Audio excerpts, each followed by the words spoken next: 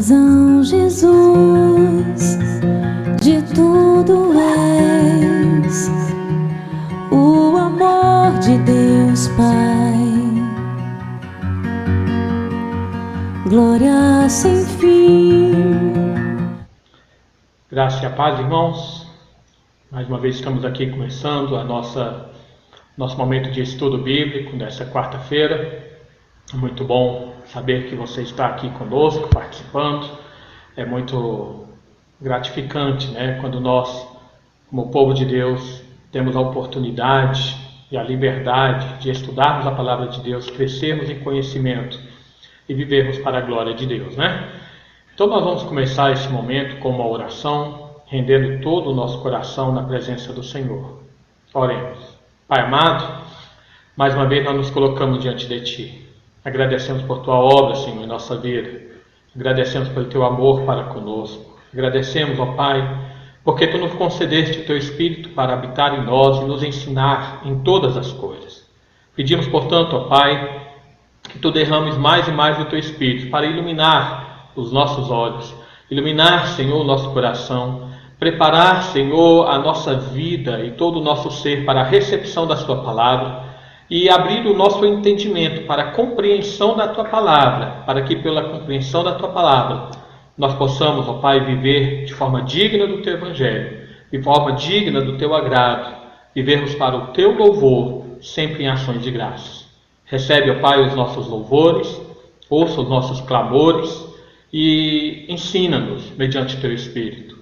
Neste momento eu coloco a vida daqueles irmãos, ó Pai, que estão enfermos, dos nossos irmãos que estão aí infectados por essa Covid, por todo tipo também de enfermidade, Senhor, pomos nas Tuas mãos, porque sabemos que a vida a Ti pertence e que Tu podes, ó Pai, levantar da cama o enfermo. Tu podes restaurar plenamente a saúde, para que juntos possamos, ó Pai, cantar e louvar o Teu nome. Pedimos pelos nossos irmãos que estão espalhados pela face da terra, muitos deles, Senhor, passando por tribulações e angústias, para que Tu também, Senhor, venha dar consolo e conforto, e derramar sabedoria sobre aqueles, ó Pai, que precisam também da Tua orientação e do Teu Espírito direcionando em todas as coisas. Abençoa-nos neste momento, Pai, neste momento que estudaremos a Tua palavra, em nome de Jesus. Amém. Assim, irmãos, vamos começar com a leitura bíblica, que está no Evangelho de João, no capítulo 15. Eu convido você que abra a sua Bíblia no Evangelho de João, capítulo 15, e nós faremos a leitura, vai aparecer aí na sua tela, a leitura do versículos 12 ao versículo 17, sempre lembrando, mesmo que alguns textos vão aparecer aqui na sua tela, é bom que você tenha a sua Bíblia no seu colo, para poder estudar conosco, porque alguns versículos você não vão aparecer na tela, e é necessário, portanto, que você folheie a sua Bíblia durante o nosso estudo, tá bom? João capítulo 15, versículos 12 ao 17 nos dizem assim: O meu mandamento é este, que vos ameis uns aos outros, assim como eu vos amei. Ninguém tem maior amor do que este, de dar a alguém a própria vida em favor dos seus amigos. Vós sois meus amigos se fazeis o que eu vos mando. Já não vos chamo servos, porque o servo não sabe o que faz o seu senhor. Mas tenho-vos chamado amigos, porque tudo quanto ouvi de meu Pai vos tenho dado a conhecer. Não foste vós que me escolhestes a mim, pelo contrário, eu vos escolhi a vós outro e vos designei para que vades e deis fruto, e o vosso fruto permaneça, a fim de que tudo quanto pedirdes ao Pai em meu nome, Ele vô-lo conceda. Isto vos mando, que vos ameis uns aos outros. Amém. Irmãos, é mandamento do Senhor que nós nos amemos uns aos outros, né? Vamos então cantar ao Senhor, nesse momento, o hino 47 do nosso hinário Novo Cântico.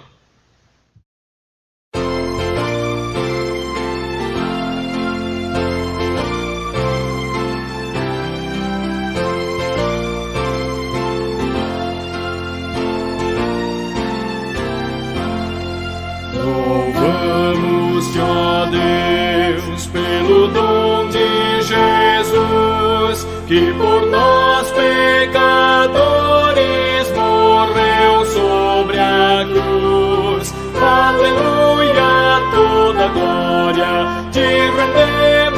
Senhor. Aleluia, tua graça imploramos, amém. Louvamos-te, ó Deus, pois nos mandas a luz, que brilhando nas trevas a Cristo conduz. Aleluia, toda glória te rendemos, Senhor. Aleluia, tua graça imploramos, amém. Louvamos-te, ó Deus, por teu Filho Jesus, que foi morto, mas vive no reino da luz. Aleluia, toda glória te rendemos, Senhor. Aleluia, tua graça imploramos, amém.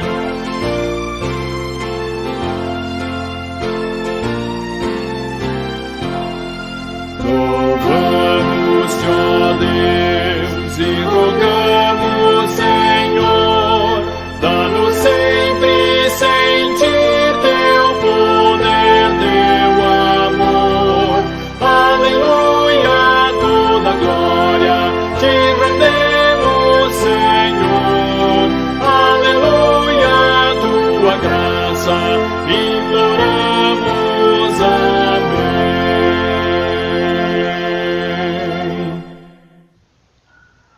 Louvamos sempre ao Senhor, né? Isso é maravilhoso, irmãos. Maravilhoso quando nós temos essa oportunidade, essa liberdade de rendermos louvores ao Senhor. Vamos passar para a nossa meditação. Hoje nós temos um tema muito interessante, né? Nós vamos falar do dualismo joanino, luz e trevas. Nessas últimas semanas nós já temos feito vários estudos baseados na primeira carta de João. Já falamos a respeito, semana passada, sobre o que significa ele vir para destruir as obras do diabo, né? Na outra semana falamos sobre amar ou não amar o mundo. E temos meditado, né? Falando sobre a questão dos anticristos, sobre várias questões dentro aqui da carta de João, que são bem interessantes. E hoje mais um tema interessante, portanto, que é o tema a respeito da luz e trevas, o dualismo joanino, né?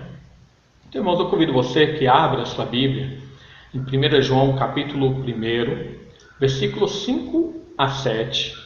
E depois nós faremos a leitura também do versículo 2, no capítulo 2, do versículo 9 até o versículo 11. Tá? Primeiro nós vamos fazer a leitura apenas de 1 João capítulo 1, de 5 a 7.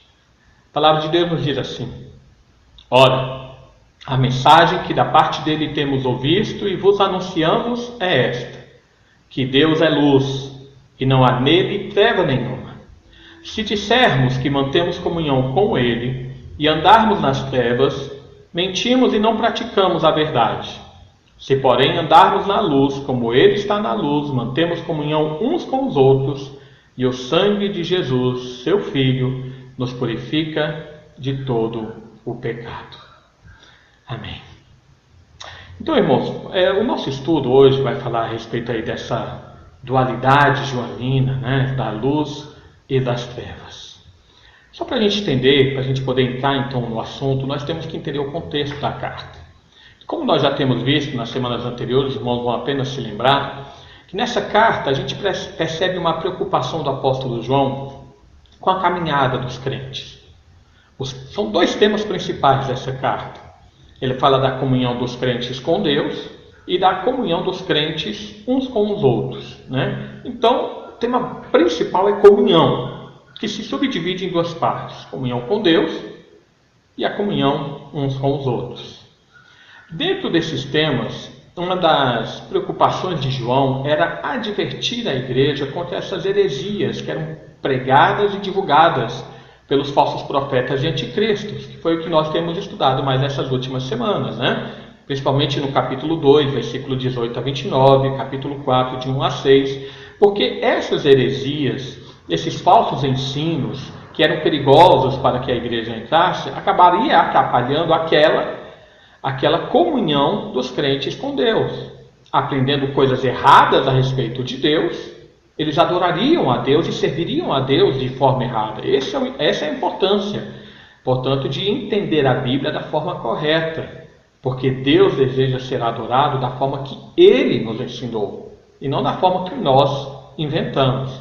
Então, compreender a palavra de Deus da forma certa, da forma verdadeira, é essencial para adorarmos a Deus da forma certa, né? Então, uma dessas heresias era a influência do gnosticismo na pregação do Evangelho, que nós vamos mencionar daqui a pouco.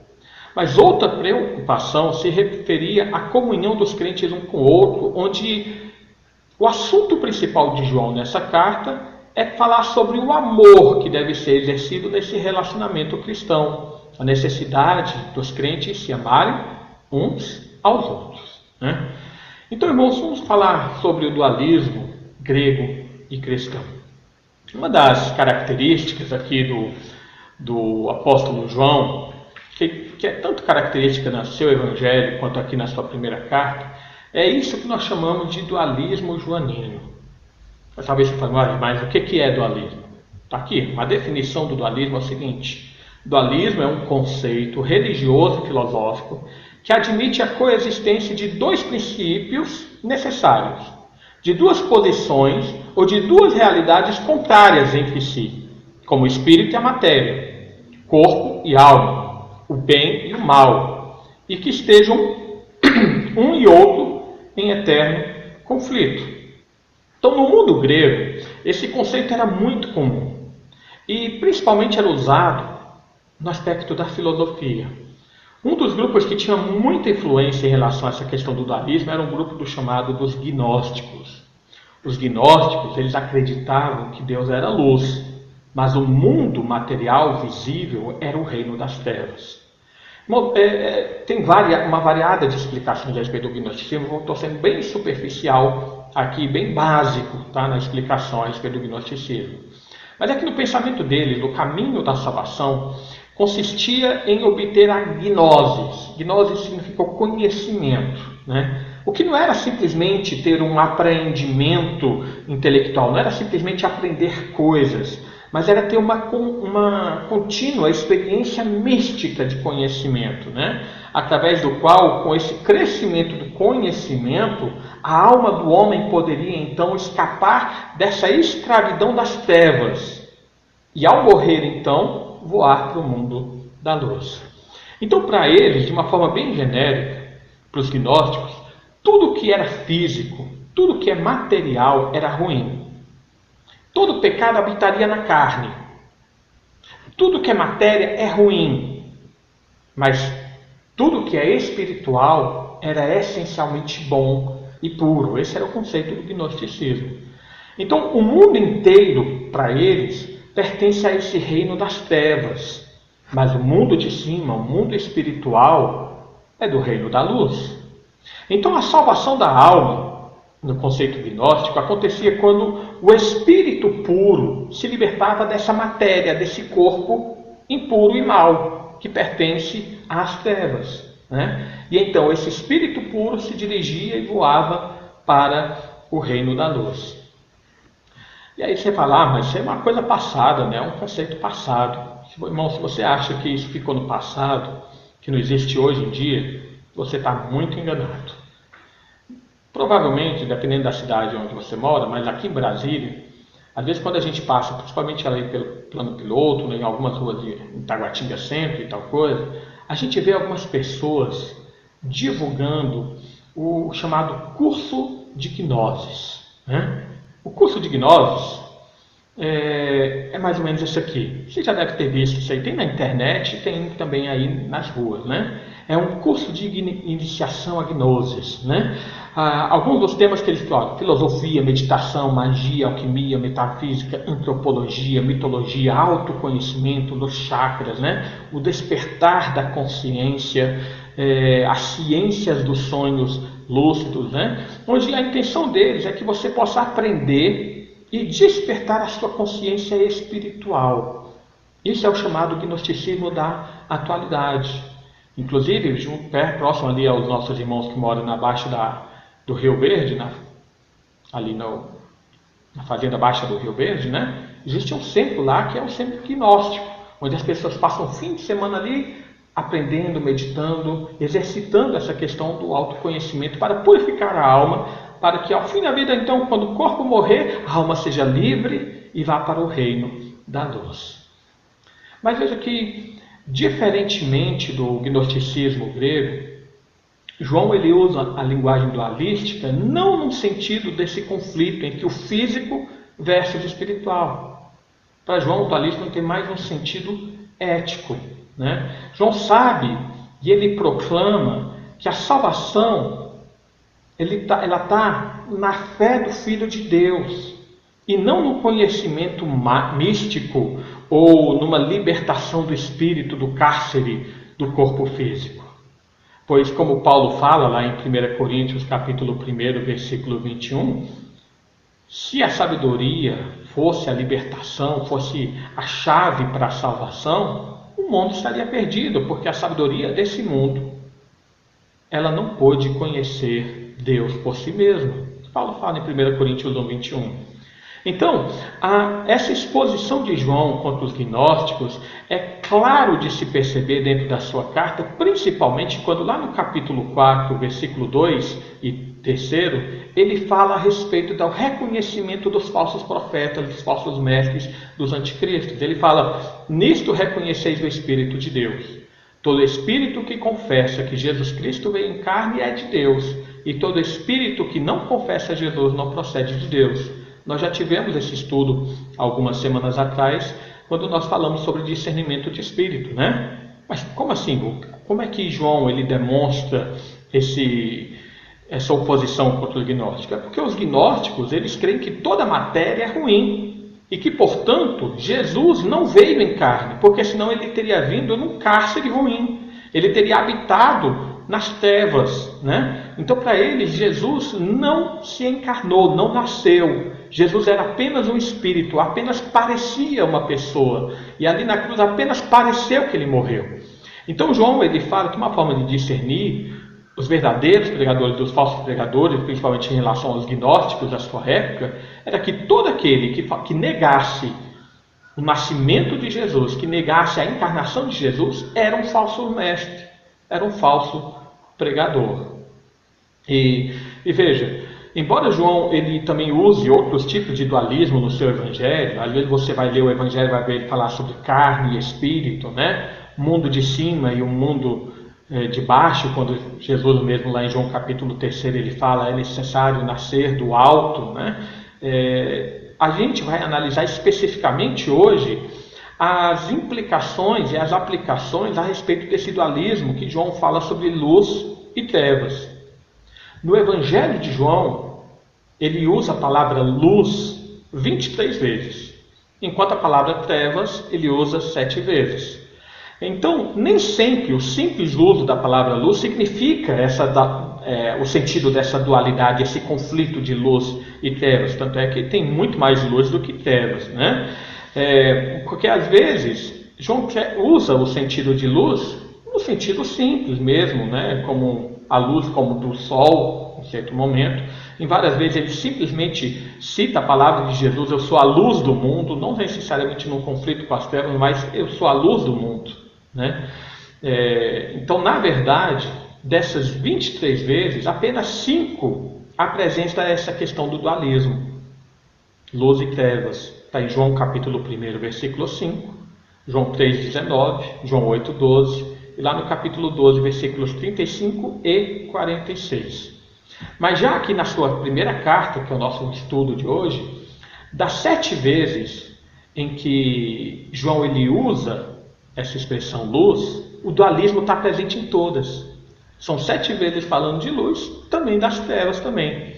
Aqui no capítulo 1 do versículo 5 a 7, e lá no capítulo 2, versículos 8 até o versículo 10. Então, irmão, agora nós vamos entrar na questão das luz e trevas em relação a Deus. Porque talvez surja a pergunta para você, mas qual é a importância de eu aprender ou compreender isso, essa questão de luz ou trevas? Por que isso é importante?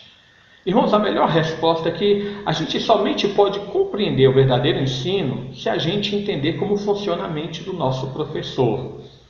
Em outro estudo, quando eu falei sobre a questão do amar ou não amar o mundo, já que Jesus ele fala que a gente deve amar, e o João fala que a gente não deve amar, naquele estudo, a gente viu a importância do entendimento a respeito da palavra dentro do seu contexto, para a gente poder conseguir compreender o ensino de uma forma correta.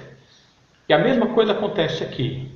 Entender como João se utiliza do dualismo luz e trevas vai nos dar a compreensão da mensagem que ele quis passar aos crentes e a nós. E evitar que a gente use versículos de uma forma errada que João não quis dar a esses versículos. Então, quando nós olhamos aqui no Evangelho e na carta de João, uma das formas que ele usa esse dualismo luz e trevas é quando ele se refere a Deus ou a Jesus. Na primeira carta, então, de João, ele faz essa relação de Deus com luz apenas uma vez. Você viu que a gente falou que são 5 vezes aqui na primeira carta. Dessas 5 vezes, uma vez se refere a Deus, e as outras referências se dirigem à vida dos crentes. Mas quando nós olhamos no Evangelho de João, essa correlação da luz com Deus ou com Jesus é bem mais ampla. Aparece cerca de 8 vezes diretamente, e essa indicação, estou falando dentro da questão do dualismo especificamente, daquelas 8 vezes, melhor, são 8 vezes em que esse dualismo apresenta Jesus relacionado a essa questão da luz. João capítulo 1, versículo 7 a 9, capítulo 3, versículo 19, capítulo 8, versículo 12, capítulo 9, versículo 5, capítulo 12, versículo 35, 36 e 46. Mas dessas 8 vezes, em 4 há essa dualidade. Veja bem, em 8 vezes há essa relação da luz com Jesus ou com Deus. Dessas 8 vezes, 4 aparece essa questão da dualidade, que é no versículo capítulo 3, 19, 8, 12, e no 12, 35 e 46, que a gente vai observar agora, tá bom? No capítulo 3, vamos ver, é importante a gente olhar aqui, está dentro do Evangelho primeiramente, tá, irmãos? Capítulo 3, versículo 19. Se você tiver com a sua Bíblia aí, olha, abre a sua Bíblia, João capítulo 3, versículo 19, nos diz assim: o julgamento é este, que a luz, no caso está se referindo a Cristo, veio ao mundo. É claro perceber que luz aqui se refere a Cristo. E os homens amaram mais as trevas do que a luz, porque as suas obras eram más. Então aqui claramente a gente pode compreender que as trevas se refere ao pecado. Fala que os homens amaram mais as trevas do que a luz, significa dizer que os homens amaram mais o pecado do que a vinda de Cristo. E isso é claramente percebido no versículo seguinte, no versículo 20, olha o que ele fala: pois todo aquele que pratica o mal aborrece a luz e não se chega para a luz, a fim de não serem arguidas as suas obras. Então aqui as trevas têm um sentido de pecado. E a explicação está no versículo seguinte, no versículo 20, porque falam que os homens praticam o mal e por isso eles se afastam da luz. Ainda, se você observar no capítulo 12 de João, versículo 43, dentro dessa parte aqui ainda, você vai ver que João ele usa uma expressão semelhante para falar dessa rejeição dos homens em relação a Jesus. Ele não vai falar ali 12 trevas, mas você vai ver que é praticamente a mesma expressão. Capítulo 12, versículo 43, se tiver com a sua Bíblia aí, abra, porque diz assim: porque amaram mais a glória dos homens do que a glória de Deus. Olha que lá no capítulo 3, 19 ele fala: a luz veio ao mundo e os homens amaram mais as trevas do que a luz. Capítulo 12, versículo 43, ele diz: amaram mais a glória dos homens do que a glória de Deus.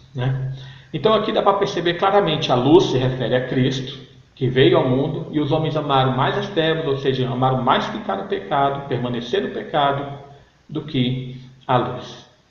Agora no capítulo 8, versículo 12 de João, se você tiver com sua Bíblia aí, acompanhe, que nos diz assim, 8:12. De novo lhes falava Jesus dizendo: eu sou a luz do mundo. Quem me segue não andará nas trevas, pelo contrário, terá a luz da vida. Então, seguir a Cristo, que é a luz do mundo, ele fala, eu sou a luz do mundo, né?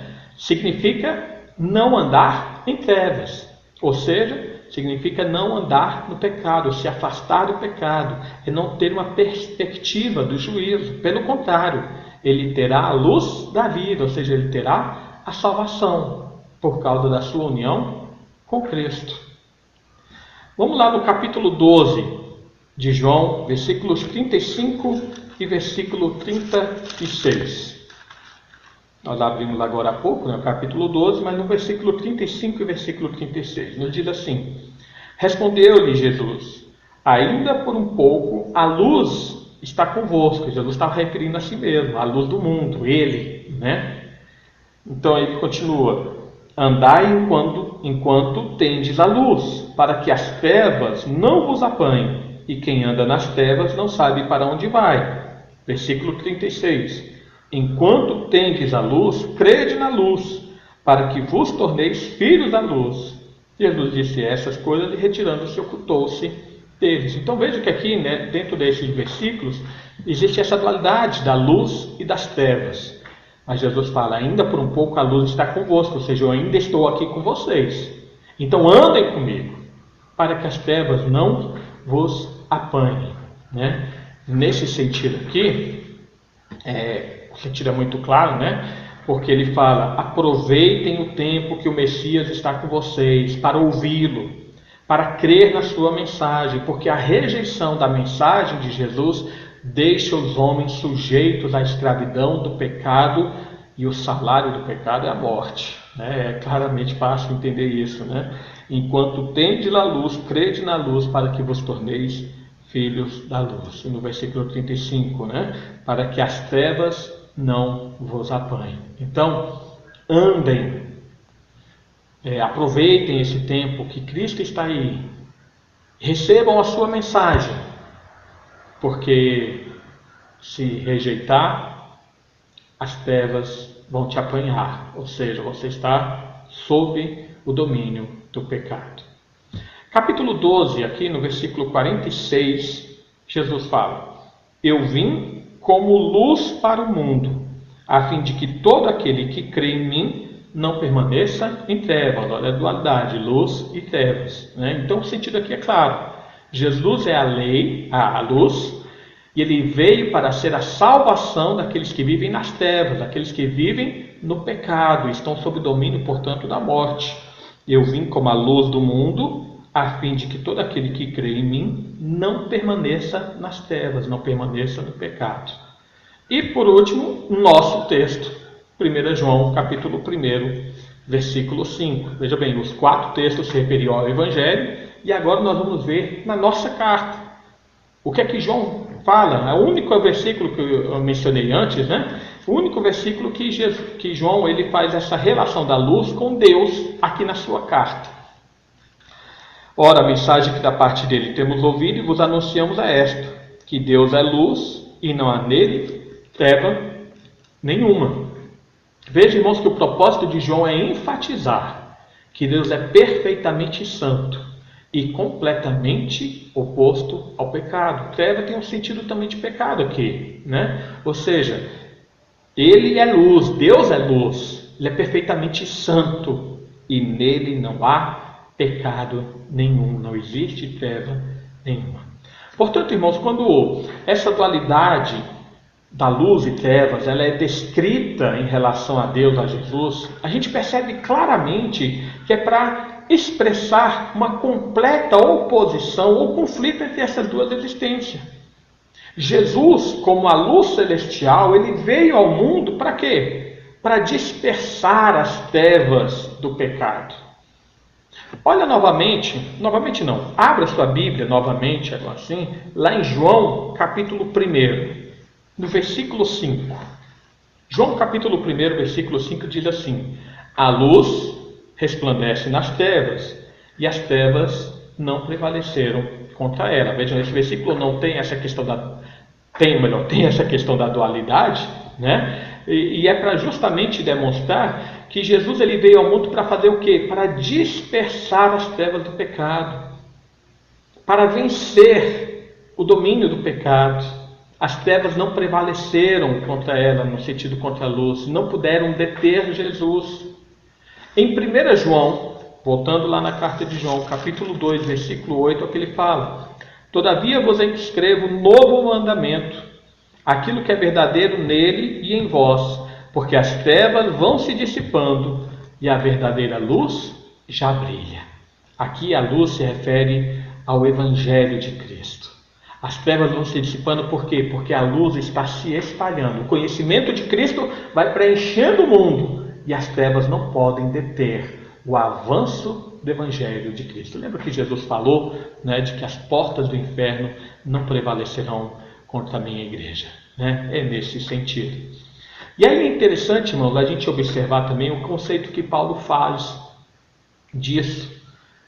E ele faz esse dualismo também lá em Colossenses 1,13, embora ele não fale da luz, mas a ideia aqui desse conflito das trevas e luz está presente. Olha Colossenses capítulo 1, versículo 13. Ele nos libertou do império das trevas e nos transportou para o reino do Filho do seu amor. Fala, né, que Deus nos tirou desse império do pecado, onde reina a morte, e nos transportou para o reino da luz, para o reino do Filho do seu amor. Então, irmãos, o dualismo gnóstico, ele rejeitava qualquer possibilidade de a luz espiritual se misturar com as trevas físicas, no pensamento grego. Ou que, na verdade, a matéria física, eles criam que a matéria física fosse um cárcere para a alma, que era então pura. Mas Jesus, ele veio mostrar que as trevas não se referem à questão física, mas a uma situação também espiritual e moral. Ele, que é a luz do mundo, habitou conosco numa carne física, mas sendo completamente puro, sem pecado. Jesus, ele não estava encarcerado nas trevas da sua carne. Ao contrário, toda a sua vida, todo o seu corpo, todo o seu ser era um ser santo. Tanto é que quando aquela mulher tocou na orla da gola de Jesus, ela foi purificada. Porque a plenitude da santidade de Jesus estava em todo o seu ser e não apenas dentro da sua alma. É crer em Cristo que tira o homem do domínio das trevas. Não é a morte física que liberta a alma pura. Não é o conhecimento místico que tira o homem do domínio das trevas, desse reino físico. Não. É crer na pessoa de Cristo. João capítulo 8, versículo 12. Vamos abrir novamente. Vai nos mostrar isso. João 8, 12. Diz assim: de novo lhes falava Jesus dizendo: eu sou a luz do mundo. Quem me segue não andará em trevas. Pelo contrário, terá a luz da vida. Crer em Cristo é o que traz salvação. Não é um conhecimento místico. É crer na pessoa do Filho de Deus. E João 12, versículo 46, nós já lemos, né? Mas só para ficar aqui gravado ainda mais na nossa memória, nos diz: se alguém ouvir as minhas palavras e não as guardar, eu não julgo. 46. Eu vim como luz para o mundo, a fim de que todo aquele que crê em mim não permaneça nas trevas. Veja, os gnósticos, eles pensavam: quer ser salvo? Desenvolva a sabedoria, desenvolva a iluminação espiritual, tenha um conhecimento místico superior, que quando você morrer, sua alma vai se libertar desse corpo e você então vai para o reino da luz. A sua alma irá para o reino da luz. O conhecimento cristão não fala isso. Tanto é que a nossa salvação inclui o nosso corpo. A ressurreição não é apenas ressurreição de alma, é a ressurreição do corpo. O que ressuscita é o corpo. Portanto, o corpo não é uma matéria ruim, não é uma matéria das trevas. A gente vai tocar nisso daqui a um pouquinho, né? A salvação não vem de uma libertação da alma desse corpo. A salvação, ela inclui tanto a alma como o corpo. E ela vem por meio do conhecimento e da vida, da união junto com o Senhor Jesus. Amém? E vamos na nossa terceira e última parte. Se nós falamos agora há pouco da luz e as trevas em relação a Deus, a Jesus, o que significa a luz e as trevas quanto aos homens? Aqui nós vamos voltar no nosso texto, lá em 1 João, capítulo 6, ou melhor, 1 João, capítulo 1, no versículo 6 e 7, nos diz assim: se dissermos que mantemos comunhão com Ele e andarmos nas trevas, mentimos e não praticamos a verdade. Se, porém, vou até colocar aqui na tela, para os irmãos olharem novamente, tá? Está aí no meio do texto. Se dissermos que mantemos comunhão com Ele e andarmos nas trevas, mentimos e não praticamos a verdade. Se, porém, andarmos na luz como Ele está na luz, mantemos comunhão uns com os outros e o sangue de Jesus, seu Filho, nos purifica de todo pecado. Veja bem, olha o início aqui do texto. O versículo 5 é esse primeiro parágrafo. Ele está falando da luz em relação a Deus. Deus é luz e não há nele treva nenhuma. A partir do versículo 6, ele faz essa relação da luz e as trevas com relação aos crentes, né? Se dissermos que mantemos comunhão com Ele e andarmos nas trevas, mentimos. Se, porém, andarmos na luz, está falando dos crentes andarem na luz, como Ele está na luz, mantemos comunhão uns com os outros. Agora, olhe também o capítulo 2, versículos 9 a 11. Nos diz assim: aquele que diz estar na luz e odeia seu irmão, até agora está nas trevas. Olha o dualismo. Aquele que ama seu irmão permanece na luz e nele não há nenhum tropeço. Aquele, porém, que odeia seu irmão está nas trevas e anda em trevas e não sabe para onde vai, porque as trevas lhe cegaram os olhos. Então veja, irmãos, que, como eu mencionei antes, cerca das 7 vezes que aparece o dualismo luz e trevas aqui nessa carta de João, apenas uma se relaciona à questão da luz com Deus. Faz uma comparação da luz e as trevas em relação a Deus. Deus é luz e nele não há treva nenhuma. Uma outra vez, quando fala aqui no capítulo 2, versículo 8, indica esse crescimento do Evangelho, né? Ou seja, as trevas vão se dissipando e a verdadeira luz já brilha, né? Nós já falamos um pouco disso também. Mas em todas as outras 5 vezes que aparece esse dualismo, se refere à condição dos homens. Veja, eu vou começar agora aqui pelo capítulo 2 e por último eu vou mencionar aquele capítulo 1 e tem um motivo para eu fazer isso. Desculpa. Capítulo 2, no versículo 9. Aquele que diz andar na luz e odeia seu irmão, está nas trevas. Veja que novamente existe aqui a ideia de que andar na luz é estar em comunhão com Cristo, é estar ligado a Cristo, é obedecer aos seus mandamentos. Estar nas trevas significa que não é convertido. Ele está vivendo no mundo do pecado através da evidência do ódio. Porque aquele que diz que anda na luz, ou seja, aquele que diz que é crente, aquele que diz que está ligado a Cristo, aquele que diz que é convertido e que obedece a Jesus, mas odeia o seu irmão, na verdade, ele não é convertido. Na verdade, ele está vivendo em pecado. E a evidência de que ele não é convertido é que ele odeia aqui o seu irmão. No capítulo 2 aí, no versículo 10 e 11. Aquele que ama seu irmão permanece na luz e não há nele tropeço. Versículo 10. Versículo 11. Aquele, porém, que odeia o seu irmão está nas trevas, anda nas trevas, não sabe para onde vai, porque as trevas lhe cegaram os olhos. Olha que as trevas aqui aparecem 3 vezes nesse versículo. Percebam então, irmãos, que até agora toda a ligação da questão de estar nas trevas relaciona ao fato da falta da comunhão com os irmãos. Olhando novamente, versículo 9. Está nas trevas aquele que odeia o irmão. Versículo 10. Aquele que ama o irmão permanece na luz, mas aquele que odeia o seu irmão está nas trevas, anda nas trevas. As trevas lhe cegaram os olhos. A questão para João de estar nas trevas está diretamente relacionada a uma questão do relacionamento com o seu irmão, com aquela pessoa que você diz ser irmã, mas você o odeia, você não o ama, você o abomina, você reclama dele, murmura dele, né?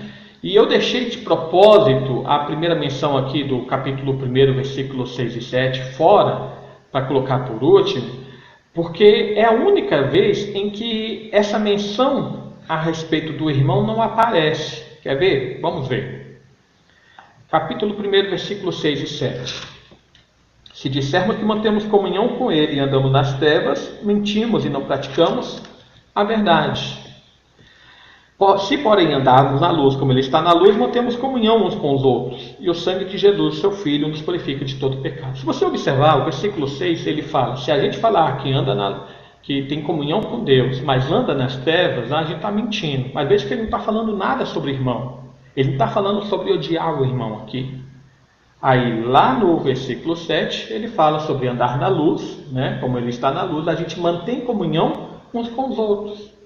Então veja que o manter a comunhão com ele, lá do versículo 6, é o equivalente a andar na luz aqui no versículo 7.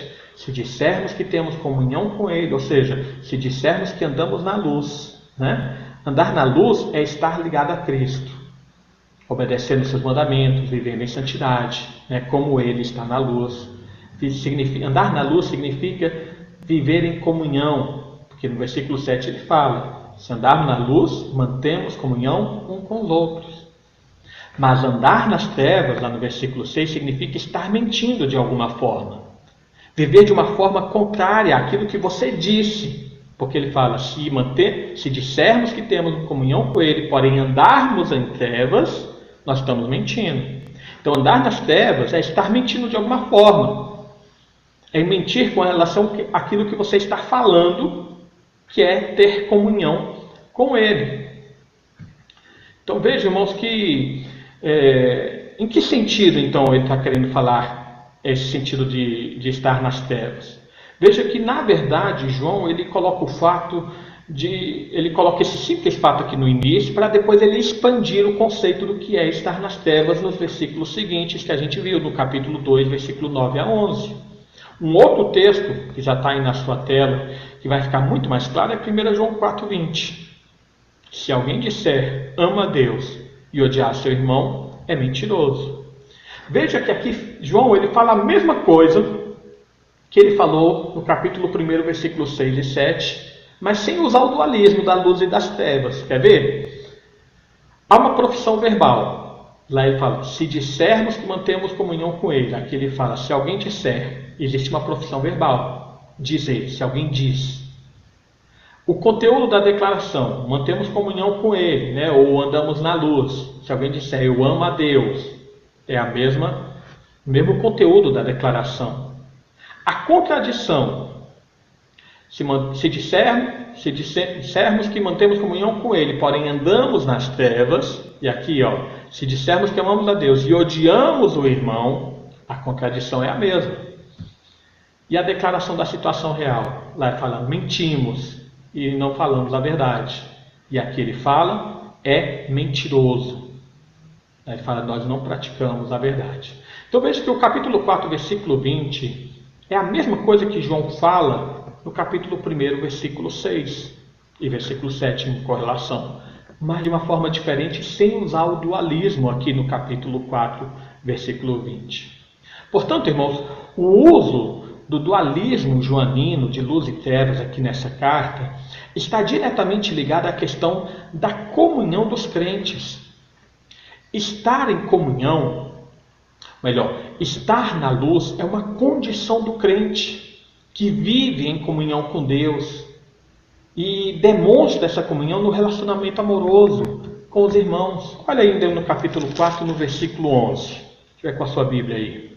Amados, se Deus de tal maneira nos amou, devemos também amar uns aos outros. Então, estar na luz, no conceito dualístico aqui joanino, significa estar em Cristo, que é evidenciado num relacionamento dentro da igreja, um relacionamento de amor. E estar em trevas é uma condição daquele que finge ser parte da igreja, mas na sua intriga com os irmãos, ele na verdade está denunciando qual é a sua verdadeira situação. Ele está em trevas. Porque por ele odiar os irmãos, por ele viver em rixa com os irmãos, por mais que ele fale que anda com Cristo, que é de Cristo, na verdade ele está apenas vivendo nas trevas, ele está vivendo em pecado, ele está vivendo de acordo com o conceito desse mundo. É interessante a gente perceber, né, que quando ele fala aquele que não ama o seu irmão permanece na morte, né, é a mesma expressão do capítulo 2, versículo 9. Aquele que odeia o seu irmão até agora está em trevas. Então, irmão, só para concluindo aqui, né, hoje o objetivo era falar desse dualismo joanino de luz e trevas.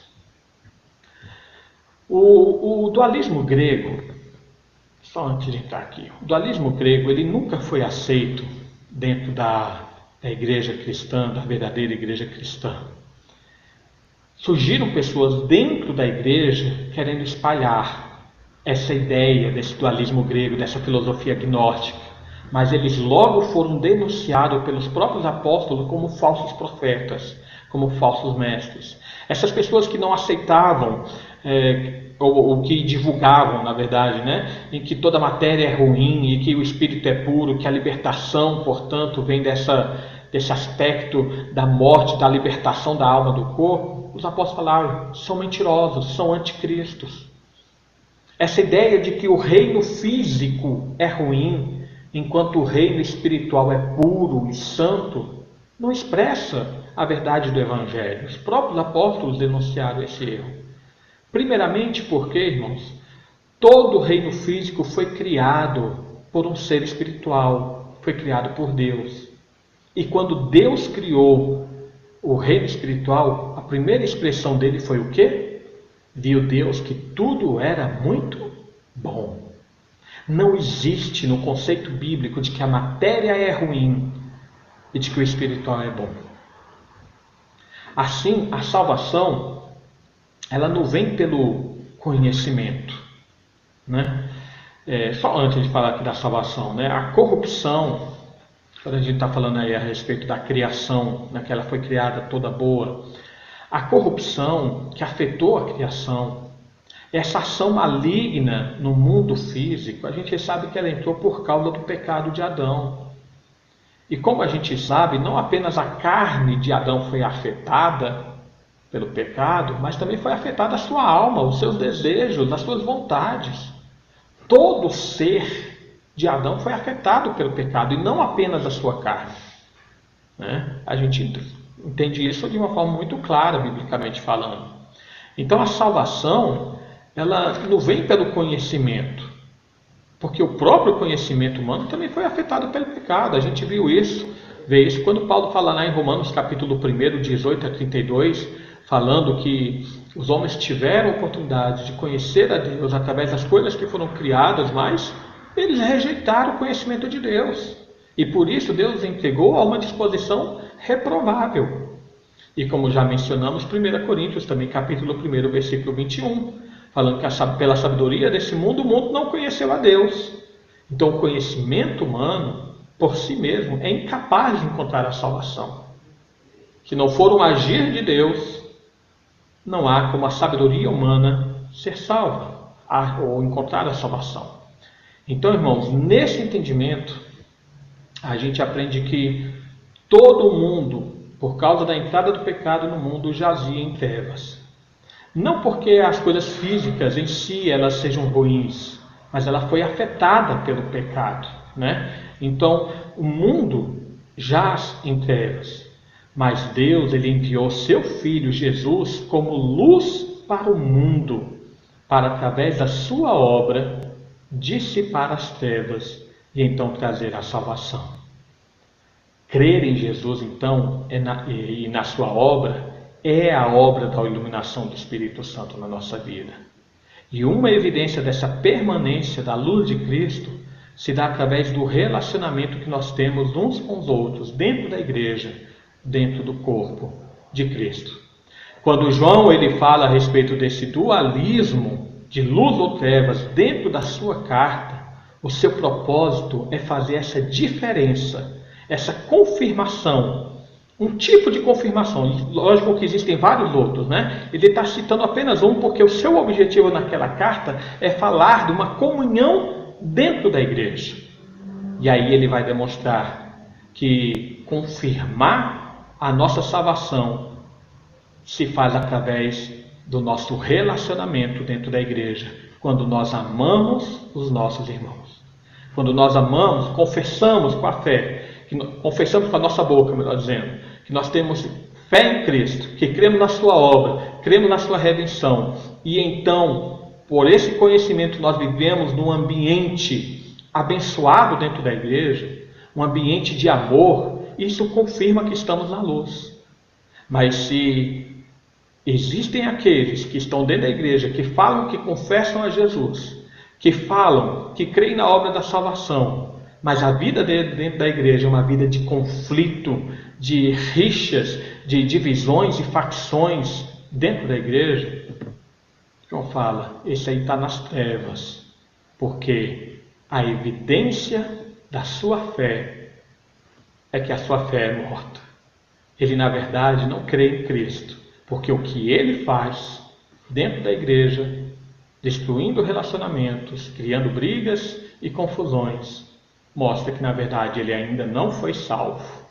Ele está em trevas, ele vive em pecado. Amém? Que Deus nos abençoe e nos salve, né? Uma outra importância desse estudo tem a ver com essa questão do gnosticismo. As pessoas continuam sendo enganadas. Enganadas achando que através da meditação, através do autoconhecimento, que elas poderão purificar seu espírito para se verem livres, então, da corrupção desse mundo. Não é. A alma sem Cristo, ela continua também em pecado. Ela continua contaminada pelo pecado. E o salário do pecado é a morte. Morrer sem Cristo, não importa se você vai ter o maior conhecimento do mundo, se você transcendeu, né, todo o conhecimento possível, sem Cristo não há salvação. Que Deus nos ajude a proclamar que a única forma de os homens serem salvos é por meio da fé e da obra do Senhor Jesus Cristo. Amém? Que Deus nos abençoe. Convido você a cantarmos agora então o hino número 88 do nosso inário. Cantemos, vamos louvar ao Senhor.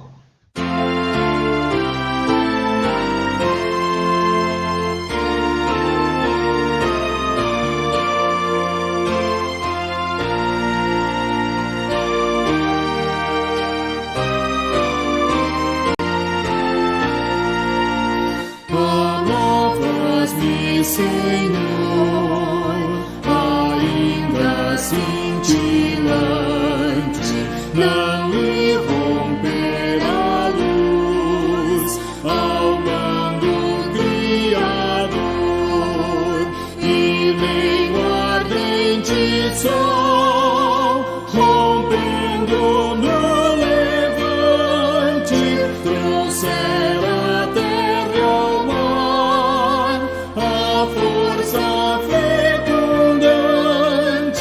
Meu Deus, que amor! Meu Deus, que eterno amor! Alabas-me, Senhor, também quando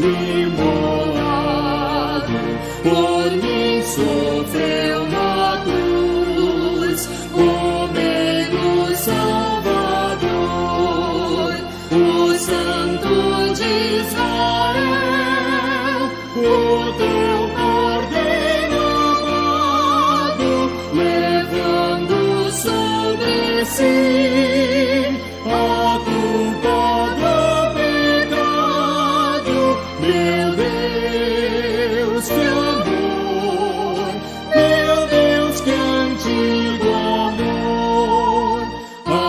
Amavas-me, Senhor, quando atingiu meu peito o Espírito de luz, o meu consolador, e com tesouros mil de teu favor perfeito, trouxe a minha alma fé, em que hoje me deleito.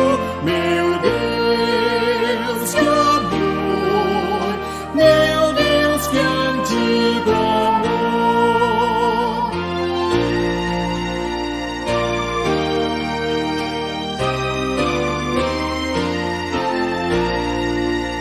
E sempre me amarás, porque jamais no inferno o mundo poderão ao teu querer supor, ao teu decreto, Deus, ao teu decreto eterno, ao teu amor, ó Pai, ao teu amor superno.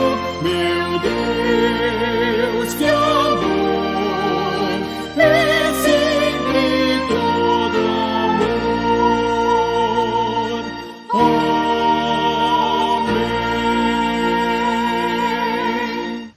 Amém. Amém, né, irmãos? Esse amor de Deus é um amor perfeito e puro, né, sobre nós. Nós devemos louvar ao Senhor por tamanha demonstração de amor, que nos tirou do império das trevas e nos transportou para o reino das luzes, o reino do Filho, que é do Filho do seu amor. Bom, nós só vou dar apenas 2 avisos, tá bom? O primeiro aviso do nosso show de talentos. No domingo passado já tivemos aí, colocamos algumas apresentações. Nesse próximo domingo, na transmissão das 19h30, teremos mais algumas apresentações de crianças e adolescentes. Mas se você ainda não enviou, e pode enviar mais de um, tá, irmãos? Se você não enviou ainda o vídeo do seu filho com alguma expressão artística, não deixe de enviar. Ajude, motive seu filho a participar. Cantando, pode ser coreografia, lendo a Bíblia, ensinando, declamando, desenhando, não importa, alguma expressão artística para mostrar que o mandato cultural afeta também a arte. A arte pode ser uma arte santa para o louvor de Deus. Ela foi criada para ser santa, para o louvor de Deus, né? Então vamos ensinar nossas crianças a louvar a Deus através da arte, tá bom? E temos também a nossa reforma que está andando aqui na igreja, já estamos colocando o telhado, tá bom? Nos ajude também em toda a fidelidade nos dízimos e ofertas para honrarmos os nossos compromissos. E aí o outro aviso é o seguinte: nossa próxima transmissão, domingo às 10 horas da manhã, a Escola Bíblica Dominical, estamos dando continuidade ao estudo de Romanos, entraremos em Romanos capítulo 6. Se você se perdeu aí e quiser ver, está aí no YouTube os outros estudos, você pode buscar e acessar, tá bom? À noite, 19h30 no domingo, temos aí a nossa transmissão também do culto. Não perca, sempre uma palavra, uma meditação da palavra de Deus aí abençoada para nós. Quarta-feira é estudo bíblico também, tá? Como temos feito hoje. E nos demais dias, na segunda, na terça, na quinta, na sexta e no sábado, nós temos colocado aí também nas nossas redes sociais da igreja, no Instagram, no Facebook, no YouTube, mandando pelo WhatsApp também, as nossas meditações diárias para você fazer a sua devocional ou fazer o seu culto doméstico, tá bom? Nós temos feito aí uma meditação atualmente na carta de Paulo aos Colossenses, e amanhã vai ser inclusive o versículo 13, hoje nós falamos sobre ele. Então não perca, tá bom? Participe, medite, compartilhe, porque é a palavra de Deus. Ela é suficiente por si mesma. ela é eficiente por si mesma, tá bom? Lembrar os irmãos de orarmos uns pelos outros, por nossos irmãos que estão doentes, nossos irmãos que estão aí contaminados pelo Covid. Tivemos falando no domingo, o presbítero Andrew, a família, o Ulisses, a família, nosso irmão Eliel, falei com ele hoje também, espero que logo esteja voltando para casa, os filhos da Dona Essi, estejamos orando, tantas pessoas aí que a gente coloca no grupo do WhatsApp, às vezes a gente esquece, mas oremos uns pelos outros. Esquecer o nome não importa, fala, Senhor, por todos os teus filhos que estão aí contaminados, que a tua graça venha sobre cada um deles, tá bom? Não apenas pela Covid, mas todo tipo de enfermidade. Não se esqueça dos que estão sendo perseguidos, pela igreja perseguida, pelos nossos irmãos que estão aí sofrendo, pelos missionários também, tá bom? Em toda parte do mundo, pela falta de liberdade na pregação do Evangelho. E que Deus nos abençoe. Vamos orar, encerrando essa transmissão, e eu desejo que a graça de Deus seja sobre a sua vida. Oremos. Pai amado, mais uma vez nos colocamos diante de Ti. Agradecemos por Tua obra em nossa vida, pelo Teu amor para conosco. Te agradecemos por Tua misericórdia, Senhor, porque a Tua luz nos alcançou. A luz do Teu Evangelho, Senhor, brilhou sobre nós. A iluminação do Teu Espírito, Senhor, abriu o nosso coração. E o Teu Filho, que é a luz do mundo, habitou, Senhor, dentro de nós. Te louvamos, ó Pai, porque na negridão das trevas em que vivíamos, nós fomos alcançados por Tua bondade. E agora, Senhor, vivemos no Teu reino de luz. Abençoa-nos para que vejamos a Tua luz, Senhor, todos os dias. Para que vejamos o resplandecer do Teu rosto sobre nós, sobre todo o Teu povo.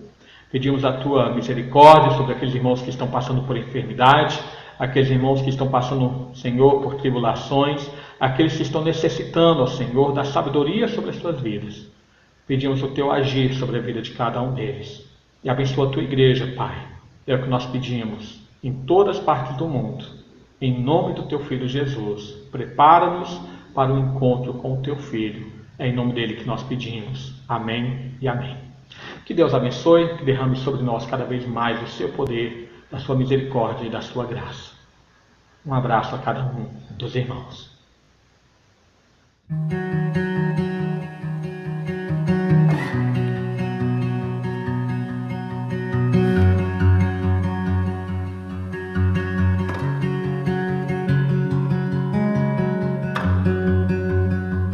Razão, Jesus, de tudo és, o amor de Deus Pai, glória sem fim, pertence a Ti, ó Cordeiro Santo.